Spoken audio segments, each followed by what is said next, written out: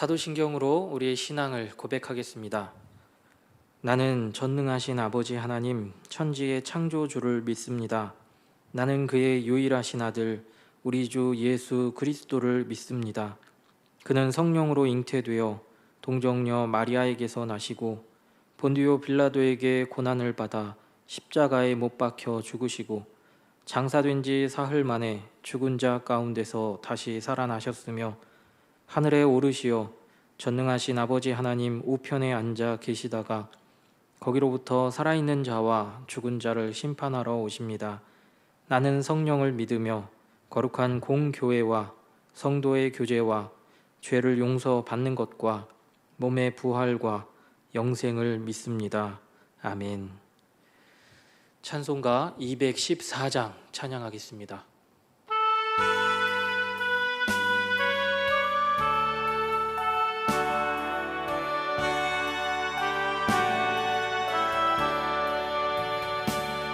나 주의 도움 받고자 주 예수님께 빕니다.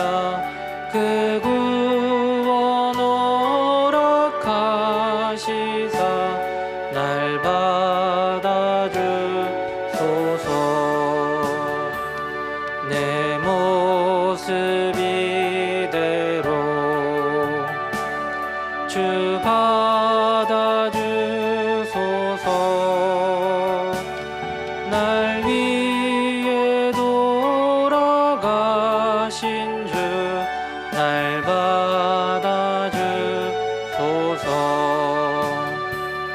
큰 죄에 빠져 영죽을 날 위해 피 흘렸으니 주 형상대로 빚으사 날 받아주소서. 내 모습 이대로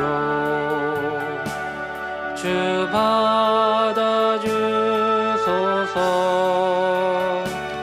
날 위해 돌아가신 주 날 받아주소서. 내 힘과 결심 약하여 늘 깨어지기 쉬우니 주 이름으로 구원해 날 받아주소서. 내 모습 이대로 주 받아주소서.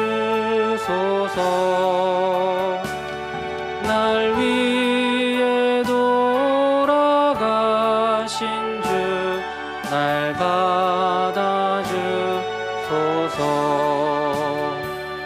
내 주님 서신 발 앞에 나 꿇어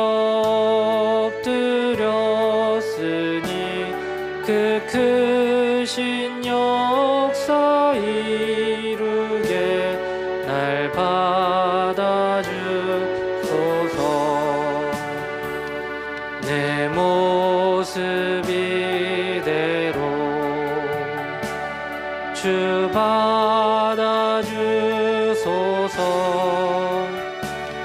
날 위해 돌아가신 주 날 받아주소서. 아멘.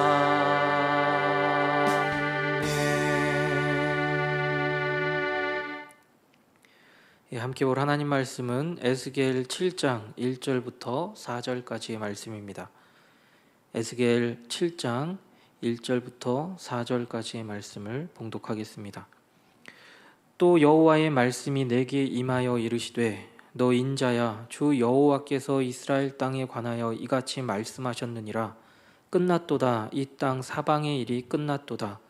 이제는 내게 끝이 이르렀나니 내가 내 진노를 내게 나타내어 내 행위를 심판하고 내 모든 가증한 일을 보응하리라.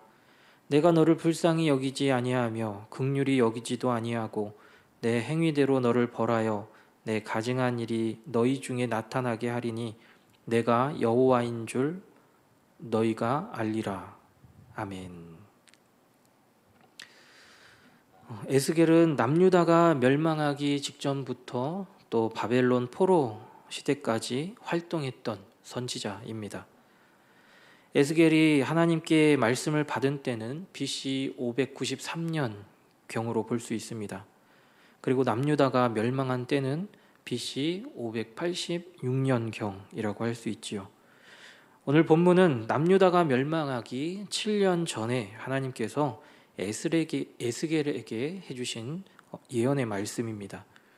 1절 말씀 가운데 또 여호와의 말씀이 내게 임하여 이르시되, 저와 여러분이 계속해서 함께 읽고 있는 공동체 성경 읽기를 통해 함께 살펴본 선지자들, 그리고 오늘 본문에 나온 에스겔 선지자는 하나님의 말씀을 받을 때 어떤 심정으로 그 말씀들을 받았을까요?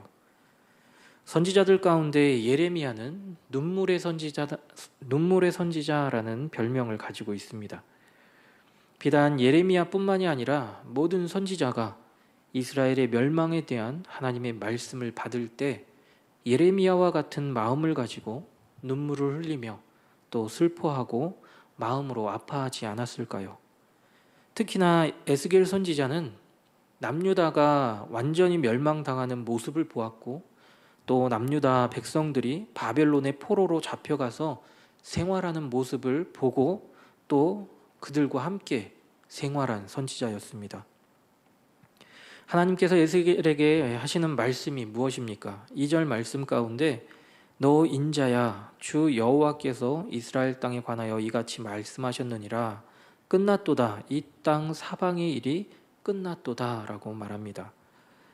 청천벽력과 같은 말씀이지 않았을까요? 구약의 선지자들은 자신들이 원하건 원하지 않건 하나님께서 하신 말씀을 하나님의 백성에게 그대로 대언해야 했습니다. 이스라엘 백성들에게 하나님께서 이제 다 끝났다고 말씀하십니다. 이제 멸망이 얼마 남지 않았다고 하십니다. 라고 외칠 때 그 마음이 얼마나 무겁고 또 힘들었을까요? 선지자들이 대언한 이 말씀을 들었을 때 이스라엘 백성은 하나님 앞에 매달리고 애통하고 눈물 흘리며 기도하고 회개했어야 합니다. 하지만 이스라엘 백성은 그렇게 하나님 앞에 매달리지도 않았고 기도하지도 않았고 눈물 흘리지도 않았습니다. 어찌 보면 이러한 모습이 저와 여러분이 살고 있는 오늘날 현재의 모습은 아닐까요? 세상은 갈수록 물질 만능주의와 또 개인주의로 흘러가고 있습니다. 이러한 모습이 교회까지 들어오면 어떻게 될까요? 더 이상 교회에서는 믿음으로 하나 되는 모습은 찾아볼 수 없게 되지 않을까요? 개인적으로 혼자 조용히 와서 예배드리고 가게 되겠지요. 또 예배 외에 교회의 기능 가운데 선교, 또 교육, 또 교제를 나누고 또 봉사를 하는 이러한 기능들이 있는데요. 이러한 것들을 권유하는 것조차 힘든 시대가 되어가고 있습니다. 교회가 말씀 앞에 깨어있지 못하면 앞으로는 교회의 기능은 점점점 쇠퇴해가고 개인적인 신앙을 지키기 위한 교회의 모습만 남아있지 않을까요? 그리고 예배에 있어서도 하나님 앞에 우리는 신령과 진정으로 우리의 마음을 드리며 하나님 앞에 예배를 드려야 합니다. 하지만 그러기보다는 참관자로서 예배를 보러 와서 자신이 피땀 흘려 번 돈을 내고 간다라는 생각을 갖게 될지도 모르겠습니다. 하나님 중심이 아닌 내가 중심이 될 때 예수님의 핏값으로 세우신 교회와 또 우리의 신앙은 오늘 말씀에 나오는 죄를 저질러도 그것이 죄인지도 모르는 이스라엘 백성과 같은 모습으로 변질되고 말 것입니다. 하나님께서는 끝났도다 라고 재차 말씀하시며 이스라엘의 멸망을 확고히 하십니다. 그들은 더 이상 돌이킬 수 없는 강을 건너고 말았습니다. 오늘 말씀과 같은 상황이 우리의 교회와 우리의 신앙 안에서도 찾아올 수도 있습니다. 우리는 늘 말씀 앞에 끼어서 우리의 신앙을 돌아보고 하나님 앞에 온전한 믿음과 신앙으로 바로 서야 할 줄 믿습니다. 3절 말씀에 이제는 내게 끝이 이르렀나니 내가 내 진노를 내게 나타내어 내 행위를 심판하고 내 모든 가증한 일을 보응하리라. 하나님의 진노로 이스라엘 백성은 포로로 잡혀가게 됩니다. 하나님께서 심판하시는 내용이 무엇입니까? 두 가지로 3절 말씀에서는 나옵니다. 먼저는 내 행위를 심판하고 라고 말씀하십니다. 이스라엘 백성의 행위가 어떠했습니까? 애굽에서 나온 이후 그들은 끊임없이 모세를 원망하고 하나님을 원망했습니다. 그러다 하나님께서 그들을 치시면 그때 잠깐 다시 하나님께 부르짖고 회개를 하지요. 그러다 평안해지면 다시 하나님을 원망합니다. 그런 일상의 반복이었지요. 그런데 에스겔이 하나님의 말씀을 대언할 당시 이스라엘 백성은 그보다 더한 모습이라고 할 수 있습니다. 이스라엘 백성은 더 이상 선지자들의 말에 귀 기울이지 않습니다. 모두가 다 자신들이 좋은 대로 행동하고 판단합니다. 남유다의 왕들은 어떠한지요? 그들도 하나님을 의지하기보다는 주변 이웃 국가들을 의지하고 힘을 빌리려고 안간힘을 쓰는 모습입니다. 하나님을 잊고 하나님을 의지하지 않는 이스라엘 백성을 향해 하나님께서는 내 행위를 심판하시겠다라고 말씀하고 계십니다. 그리고 두 번째로는 내 모든 가증한 일에 보응하겠다라고 말씀하시지요. 선과 악에 대한 원인과 결과에 따른 심판을 하나님께서 말씀하고 계십니다. 남유다 백성이 하나님 앞에 가증히 행한 일이 무엇이겠습니까? 하나님께서 이스라엘 백성에게 주신 십계명에도 분명하게 말씀하고 계시듯이 이스라엘 백성은, 하나님의 자녀들은 하나님만 섬기고 하나님을 사랑해야 합니다. 하지만 그들은 하나님을 섬기지 않고 우상을 섬겼고 또 음란을 일삼았습니다. 심지어 이웃의 물건을 토색하고 그렇게 하나님의 율법에서 떠난 삶을 살게 되었지요.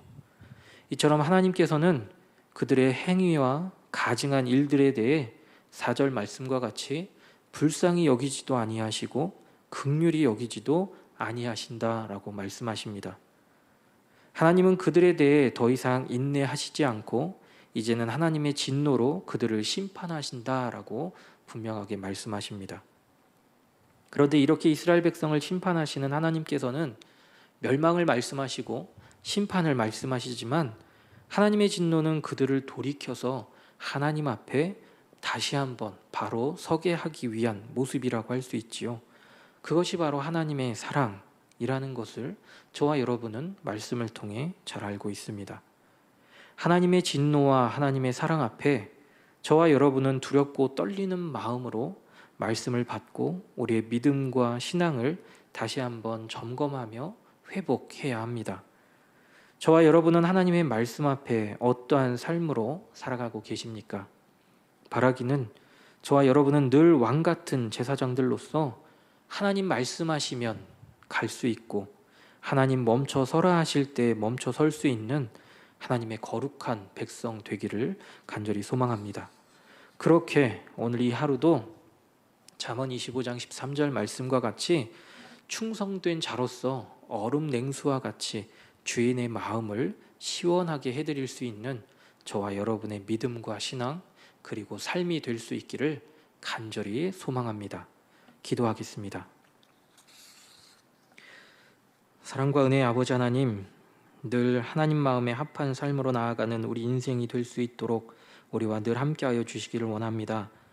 노은중앙교회를 기억하여 주시고 지역 가운데 하나님 나라를 바로 세우는 믿음의 동산 될 수 있도록 주님 인도하여 주옵소서. 여름 성경학교와 수련회가 진행되고 있는 중에 있습니다. 그냥 1년에 한 번 있는 행사가 아니라 진정으로 하나님을 우리 아이들이, 우리 학생들이, 우리 청년들이 만날 수 있고 또 인격적으로 주님을 만날 수 있는 그런 귀한 체험이 있는 그런 여름 성경학교와 수련회가 될 수 있도록 하나님께서 함께해 주시고 인도하여 주시기를 간절히 원합니다. 또한 육신의 어려움으로 인해 힘들어하고 아파하고 있는 믿음의 가족들 있습니다. 주님 기억하여 주시고 간절히 신음하며 기도할 때에 하나님 영과 육이 더욱더 강건하여질 수 있도록 도와주시고 또한 마음 가운데 평안이 찾아올 수 있도록 주님께서 언제나 함께 하시고 인도하여 주옵소서. 미얀마 양곤 한인 중앙교회를 기억하여 주시고 그곳에 악한 바이러스들이 아버지 판을 치고 있습니다. 그 가운데 하나님께서 안전을 지켜주시고 또한 우리 선교사님들의 그 사역을 통해서 하나님의 나라가 그 땅 가운데 임할 수 있도록 주님께서 언제나 함께하여 주옵소서. 또한 믿음의 가족들이 하나님 앞에 기도 제목을 놓고 기도할 때에 하나님 그 기도 가운데 함께하여 주셔서 하나님의 선하신 계획대로 선하신 응답대로 응답받을 수 있는 기도 제목들 될 수 있도록 주님 함께하여 주옵소서. 감사합니다. 예수님의 이름으로 기도드립니다. 아멘.